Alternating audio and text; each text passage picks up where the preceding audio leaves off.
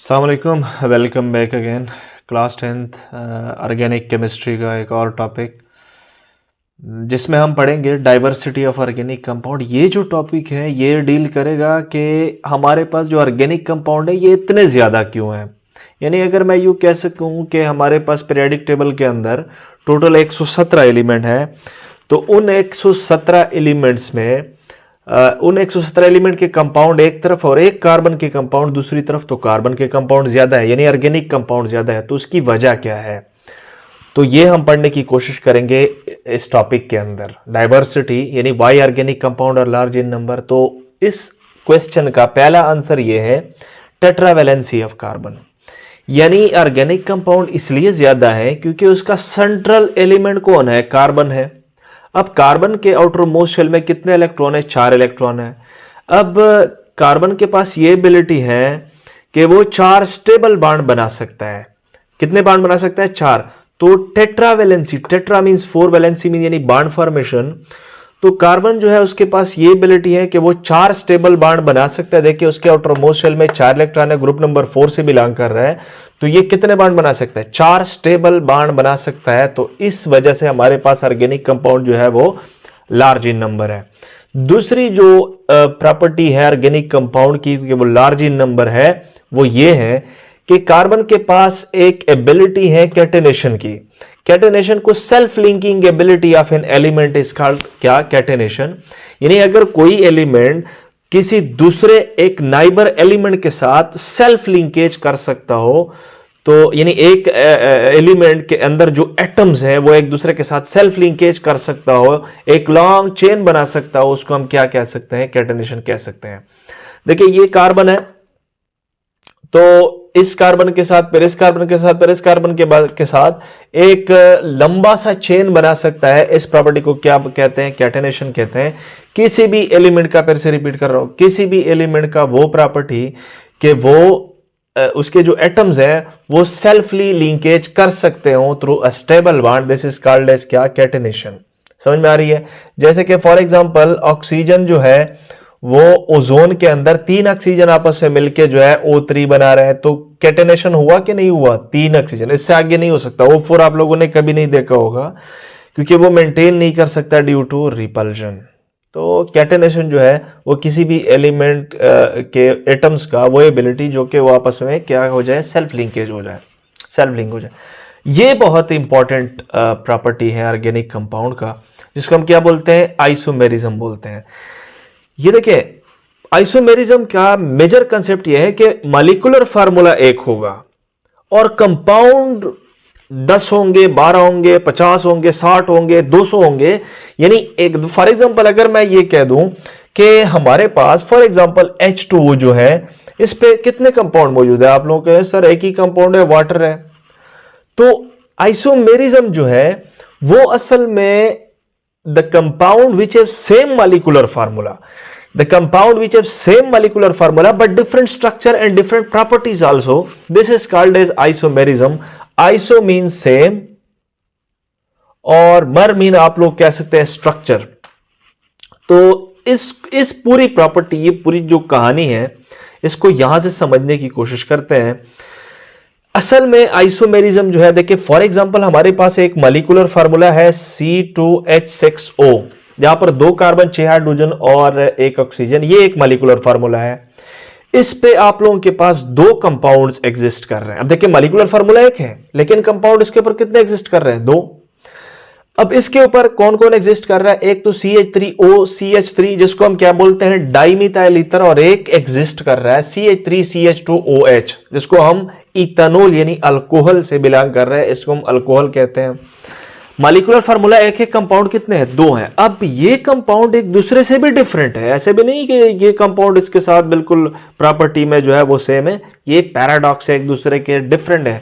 For example मैं आप लोगों को सिंपली एसिडिटी समझा देता हूं।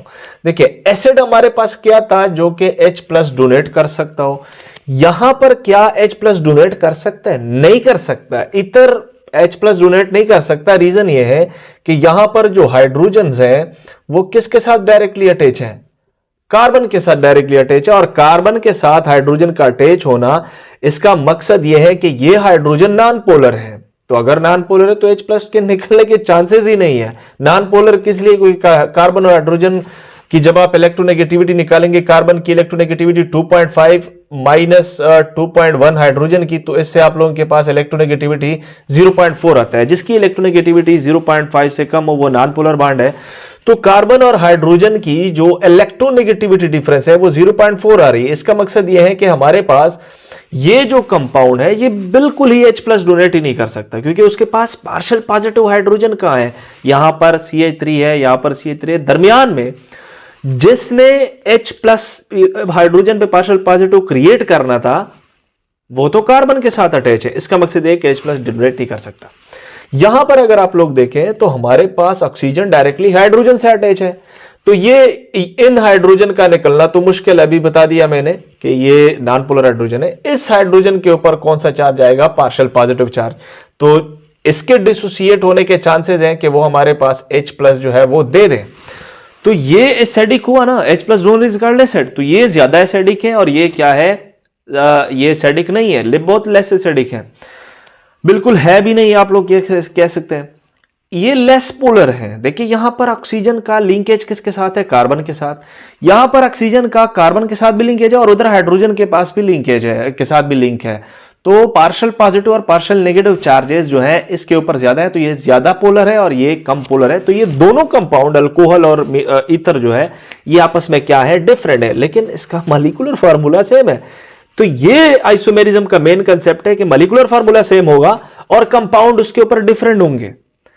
तो ऑर्गेनिक कंपाउंड इसलिए भी ज्यादा है कि मॉलिक्यूलर फार्मूला सेम और उस मॉलिक्यूलर फार्मूला के ऊपर कंपाउंड्स बहुत ज्यादा। तो ये भी एक प्रॉपर्टी है।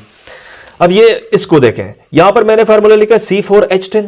अब ठीक है सर, ये तो ब्यूटेन का फार्मूला है। ब्यूट मींस 4 कार्बन, अब हाइड्रोजन के साथ अटैच है तो ब्यूटेन हुआ। लेकिन ब्यूटेन दो तरीके से आ सकता है। एक तो स्ट्रेट चेन, देखिए CH3 CH2 CH2 CH3, ये स्ट्रेट में आया। ये एक इस तरह भी आ सकता है CH3 CH CH3 CH3। अब देखिए ये ब्यूटेन जो है, ये इन दोनों ब्यूटेन का स्ट्रक्चर डिफरेंट है तो प्रॉपर्टी भी डिफरेंट होगी ना। आइसो, इसको हम नॉर्मल ब्यूटेन क्योंकि ये स्ट्रेट है, इसको हम आइसो ब्यूटेन यानी आइसोमेरिक ब्यूटेन बोलते हैं। ये दोनों ब्यूटेन मॉलिक्यूलर फार्मूले में तो सेम है लेकिन स्ट्रक्चर में सेम नहीं है, तो इसकी प्रॉपर्टीज भी क्या होगी, डिफरेंट होगी, लेकिन मॉलिक्यूलर फार्मूला तो दोनों का सेम है। तो ये जो फिनोमेना है इसको हम क्या बोलते हैं, आइसोमेरिज्म बोलते हैं। दूसरा मल्टीपल बॉन्ड फॉर्मेशन। देखिए कार्बन के पास ये एबिलिटी है कि ये सिंगल बॉन्ड से भी इनकार नहीं करता। अगर सिंगल बॉन्ड के लिए कंडीशन रीजनेबल नहीं है तो वो डबल बॉन्ड भी बना सकता है। अगर डबल बॉन्ड के मुताबिक कंडीशन सही नहीं है, वो भी सेटिस्फाई नहीं हो रहा, तो ट्रिपल बॉन्ड से भी इनकार नहीं करता कार्बन। यानी कार्बन के पास मल्टीपल बॉन्ड फॉर्मेशन की एबिलिटी है। वो सिंगल भी बना सकता है, डबल भी और ट्रिपल भी। किस तरह बना सकता है, फॉर एग्जांपल 2 कार्बन है, उसको मैंने 6 हाइड्रोजन दे दिए तो ठीक है जी, बस 2 कार्बन, एक कार्बन अपना जो लिंकेज है वो सिंगल बॉन्ड बनाएगा और 3 हाइड्रोजन एक कार्बन के साथ, 3 हाइड्रोजन दूसरे कार्बन के साथ सेटिस्फाई हुआ, इथेन बन गया। लेकिन अगर मैंने 2 हाइड्रोजन निकाल दिए रिएक्टेंट से, 4 हाइड्रोजन दे दिए, तो भी कार्बन जो है उसके कंपाउंड आप कम नहीं कर सकते, क्योंकि कार्बन के दरमियान पर डबल बॉन्ड बन जाएगा और 2-2 हाइड्रोजन जो है, 2-2 हाइड्रोजन जो है वो हर कार्बन के साथ अटैच हो जाएंगे, तो टेट्रावैलेंसी कंप्लीट हो गई, तो इथीन बन गया। अब फॉर एग्जांपल अगर आपने ये सोचा कि चले ये मैंने ऑर्गेनिक कंपाउंड को एक कम कर देना है, तो मैं 2 कार्बन लूंगा और 2 हाइड्रोजन लूंगा, तो इससे तो कार्बन की कंपाउंड्स कम होंगे, तो तब भी आप कम नहीं कर सकते, क्योंकि कार्बन जो है उसके पास टेट्रावैलेंसी है। अगर आप 2 हाइड्रोजन देंगे तो वो कार्बन 3 बॉन्ड एक दूसरे के साथ बनाएगा, जिसमें 2 पाई होंगे और एक क्या होगा, सिग्मा होगा, और एक बॉन्ड जो है वो किसके साथ बनाएगा, हाइड्रोजन के साथ बनाएगा। यानी 3 बॉन्ड तक आप उसकी जो कंपाउंड्स है वो खत्म नहीं कर सकते। चौथा बॉन्ड पॉसिबल नहीं है क्योंकि फिर रिपल्शन ज्यादा होगी। यानी कार्बन के पास एबिलिटी है कि वो सिंगल बॉन्ड, डबल और ट्रिपल बॉन्ड बना सकता है। ये भी एक आंसर है कि organic compound large in number है।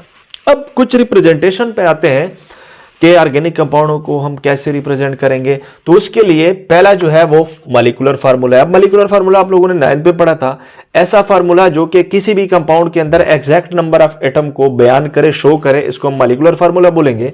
यानी एग्जैक्ट नंबर ऑफ एटम, जैसे कंपाउंड है मेरे पास ऑक्टेन, ऑक्टा मींस 8, यानी ऑक्टेन के अंदर 8 कार्बन होंगे और 18 हाइड्रोजन होंगे। ये मॉलिक्यूलर फार्मूला है किसका? ऑक्टेन का। अब एक मॉलिक्यूलर फार्मूला तो हो गया, जैसे H2 का मॉलिक्यूलर फार्मूला क्या है? सॉरी, वाटर का मॉलिक्यूलर फार्मूला H2O है। इसी तरह आप लोगों के पास ऑक्टेन का molecular formula C4H10, sulphuric acid का मॉलिक्यूलर फार्मूला H2SO4 है। अब दूसरा है स्ट्रक्चर फार्मूला।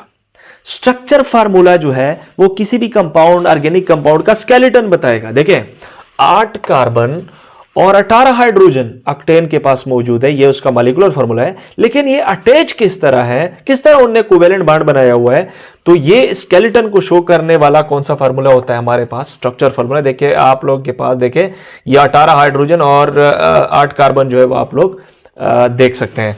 तो ये उसका क्या हुआ? स्ट्रक्चर फार्मूला हुआ किसका? ऑक्टेन का। एक और फार्मूला है बहुत ही इंपॉर्टेंट, जिसको हम कहते हैं कंडेंस फार्मूला। ये असल में ये फार्मूला जो है वो किसी भी लॉन्ग चेन को शॉर्ट करने में यूज होता है। ऐसे नहीं कि आप उसके एटम कम कर दे या हाइड्रोजन या कार्बन कम कर दे, लेकिन फॉर एग्जांपल आप पेज पे एक फार्मूला ड्रा करें। अब आप ये पेज पे अगर आप फार्मूला इसको ड्रा करेंगे तो जाहिर सी बात है बहुत ज्यादा जगह ये गिरेगा ऑक्टेन का। अब देखें, ये फॉर एग्जांपल मॉलिक्यूलर फार्मूला है हमारे पास किसका? ऑक्टेन का। CH3 CH2 CH2 CH2 CH2 CH2 CH2 और CH3, ये ऑक्टेन का मॉलिक्यूलर फार्मूला है। इसको मैंने ये इस तरह लॉन्ग नहीं लिखना, मैंने शॉर्ट करना है। तो किस तरह करूंगा? CH3, अब देखिए उधर भी CH3 है। CH2 कितने? 1 2 3 4 5 6 CH2 है, तो इसको मैं कॉमन ले लूंगा। CH3 CH2 कितने हुए? होल 6 और CH3। देखिए ये इतना लंबा मैंने इस पे जगह गिरा हुआ है, ये बहुत कम जगह उसने घेर लिया। तो लॉन्ग चेन को शॉर्ट करने के लिए हम कौन सा फार्मूला यूज करेंगे? Condense formula. तो ये कंडेंस फार्मूला है किसका? ऑक्टेन का। आई होप आप लोगों को ये लेक्चर समझ आ गया होगा। Thank you for watching.